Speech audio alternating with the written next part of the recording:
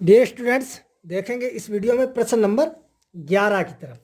तो प्रश्न नंबर 11 को जैसा कि आप देख रहे हैं, क्या दिया गया है, अपने गणित में भी देख सकते हैं, स्क्रीन पर भी देख सकते हैं। दिया गया है कि एक नहर के एक तट पर एक टीवी टावर ऊर्ध्वाधरता खड़ा है।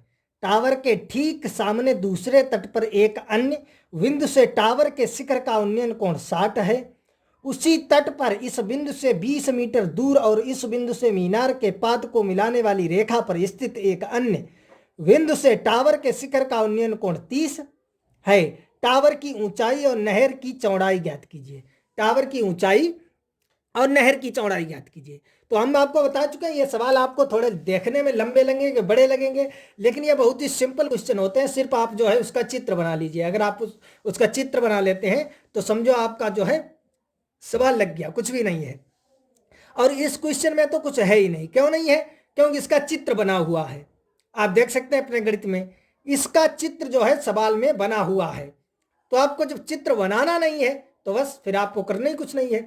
सिर्फ चित्र बनाने के लिए सवाल को सही से एक बार नहीं, दो बार नहीं, 3 बार सही से उसे पढ़ें, समझें, उसके बाद अच्छी तरह से चित्र बनाएं। अगर आपका चित्र सही बन गया और आपको समझ में आ गया, चित्र आपने सही बना लिया और आपने समझ लिया कि इसमें क्या पूछ रहा है, तो बस कुछ भी नहीं है। Sine cos tan cot sec cosec जो भी लगे वो त्रिकोणमितीय अनुपात लगाकर आप आसानी से जो है चौड़ाई, ऊंचाई, लंबाई जो भी पूछे उसे ज्ञात कर सकते हैं। तो ये तो बहुत सिंपल क्वेश्चन है। इसमें चित्र आपका बना हुआ है, आप देख सकते हैं। ये आपका दिया गया है, ये ए बी आपका है, ये जो है टावर है। अपने गणित में देखेंगे आपको दिखाई दे रहा होगा, ए बी आपका जो है वो टावर है और ये एक नहर है। ये आपकी वीसी नहर है। ये जो आपकी है वीसी, ये आपकी नहर है। एक किनारे पर ये आपका टावर बना है ए बी और दूसरे किनारे पर ये बिंदु है जो आपका बता रहा है ये शिखर का उन्नयन कोण कितना है 60। इस बिंदु से इधर को चलेंगे 20 मीटर, तब आपका जो उन्नयन कोण हो जाता है वो कितना है 30। सही है, आपका चित्र तो बना है। तो पूछ रहा है कि टावर की ऊंचाई और नहर की चौड़ाई ज्ञात कीजिए। तो ये जो टावर आपका ए बी है, ये हम मान लेते हैं कि ये एच मीटर ऊंचा है। इसकी ऊंचाई जो है वो कितनी है एच मीटर। और ये जो आपकी नहर है वी सी, इसकी हमने चौड़ाई मान ली है एक्स मीटर। समझ में आ गया आपको? आपका चित्र बना है, वेरी सिंपल क्वेश्चन है, कुछ भी नहीं है। तो नहर की, टावर की ऊंचाई और नहर की चौड़ाई ज्ञात कीजिए। तो यहां से हम लिखेंगे हल डालकर, माना आपकी जो भी दिया गया उसे लिख दें। मान लिया, माना टावर की ऊंचाई जो है वो एच मीटर है तथा नहर की चौड़ाई एक्स मीटर है। तब हम देखेंगे त्रिभुज, इसमें देखो ए वी सी में, तो देखेंगे ए वी सी में आपको देखिए ये आपका लंब है कोण के सम्मुख, सही है। और ये आपका जो है आधार, आधार ये चौड़ाई आपको ज्ञात करनी है। और लंब, लंब और आधार के बीच में आप देख सकते हैं संबंध होता है टेन में।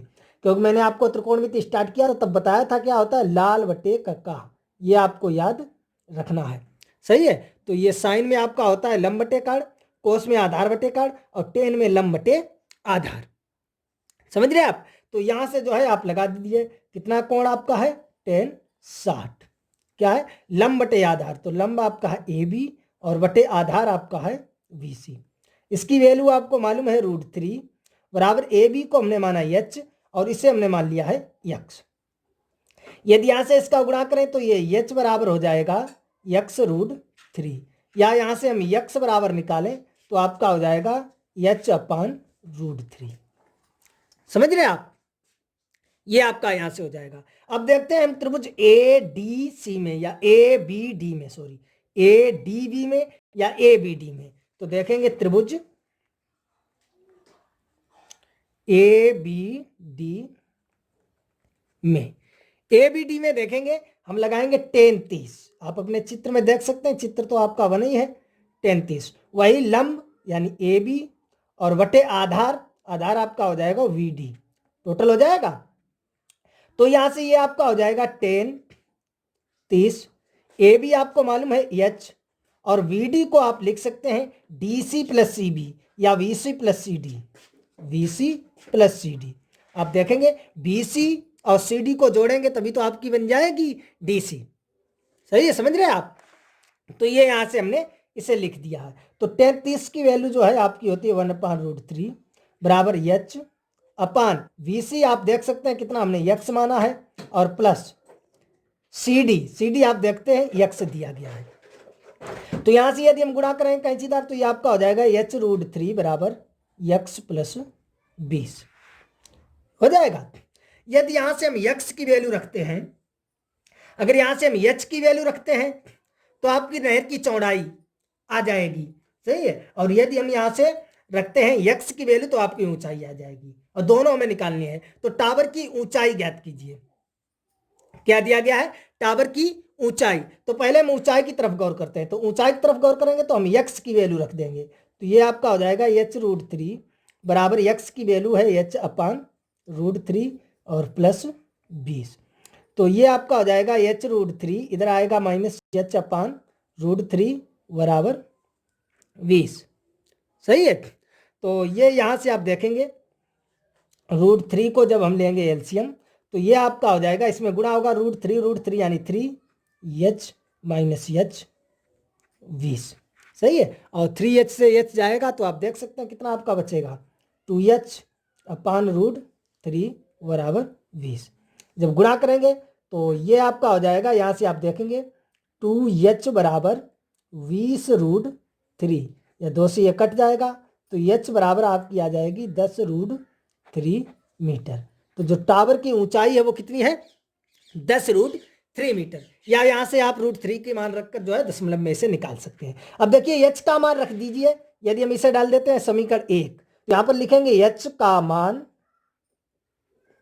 समीकरण 1 में रखने पर, और जब 1 में रखेंगे तो x बराबर आपका दिया गया है h/√3। तो ये हो जाएगा x बराबर, h हम निकाल चुके हैं कितना है 10√3/√3, ये कैंसिल आउट हो जाएगा। तो x बराबर 10 मीटर। तो आप देख सकते हैं x की वैल्यू कितनी निकल के आई है 10 मीटर, और h की वैल्यू कितनी निकल के आई थी 10√3 मीटर। तो यहां से लिख सकते हैं अतः टावर की ऊंचाई बराबर जो है 10√3 मीटर तथा नहर की चौड़ाई बराबर 10 मीटर। आई होप आपको अच्छी तरह से समझ में आ गया होगा। पुनः देख सकते हैं इसी क्वेश्चन को, वेरी सिंपल क्वेश्चन है क्योंकि इसका चित्र बना हुआ है। सिर्फ क्वेश्चन में कुछ भी नहीं है, जो आपकी हाइट एंड डिस्टेंस है, जो त्रिकोणमिति का कुछ अनुपात आपका नवा चैप्टर है, इसमें कुछ भी नहीं है। आप क्वेश्चन को सही से पढ़ें और सही से पढ़ने के बाद उसका चित्र सही से बना लें। अगर चित्र आपने सही से बना लिया तो समझो आपका क्वेश्चन लग गया। तो इस क्वेश्चन में तो कुछ था ही नहीं, क्योंकि इस क्वेश्चन में आपका चित्र बना हुआ दिया था, आप अपने गणित में देख सकते हैं। और जब चित्र बना हुआ था तब उसमें कुछ है ही नहीं, आप आसानी से देख सकते हैं क्वेश्चन को पुनः। तो ये आपका क्वेश्चन है, ये ए बी आपका टावर है, सही है, और ये कोई नहर है। ये एक तट पर टावर बना है, दूसरे तट पर ये बिंदु पर 60 अंश का कोण बनता है। इस बिंदु से 20 मीटर चलने के बाद वही जो बनता है यहाँ पर वो 30 अंश का, सही है। तो यहाँ से आप देख सकते हैं ऊंचाई पूछी गई तो हमने मान लिया कि टावर की ऊंचाई h तथा नहर की चौड़ाई x मीटर है। भाई लिख दिया, माना टावर की ऊंचाई h मीटर तथा नहर की चौड़ाई x मीटर है। तब हमने लगा दिया त्रिभुज ABC में tan 60 लगाने पर हमें ये x और h में जो है एक संबंध मिल गया है, सही है। यहां से जो है हमने पुनः लगाया त्रिभुज ABD में, ABD में लगा दिया 33 लगाने के बाद आप देख सकते हैं किस प्रकार से मैंने सोल्व किया। सोल्व करने के बाद जो है यहाँ से आपकी h की वैल्यू जो है वो आ गई है 10√3 मीटर आ गई है। h यानी यही तो टावर की ऊंचाई है, जो टावर की ऊंचाई आपको मालूम है 10√3, और ऊपर x और h में हम संबंध बता चुके हैं, उसे हमने समीकरण 1 डाल दिया। तो यहाँ से जो है हमने वैल्यू रखकर और देख सकते हैं आप x का मान भी निकाल लिया। तो टावर की ऊंचाई आपकी हो गई 10√3 मीटर, और ये जो है नहर की चौड़ाई आपकी हो गई है 10 मीटर। आई होप आपको अच्छी तरह से समझ में आ गया होगा। अगर कहीं पर कोई डाउट है, समस्या, तो कमेंट बॉक्स में बता सकते हैं, हम आपको पुनः समझाने की कोशिश करेंगे। वैसे मैंने पूरी कोशिश की है कि आपको अच्छी तरह से समझ में आ गया होगा। तो चलिए मिलेंगे नेक्स्ट वीडियो में प्रश्न नंबर 12 के साथ।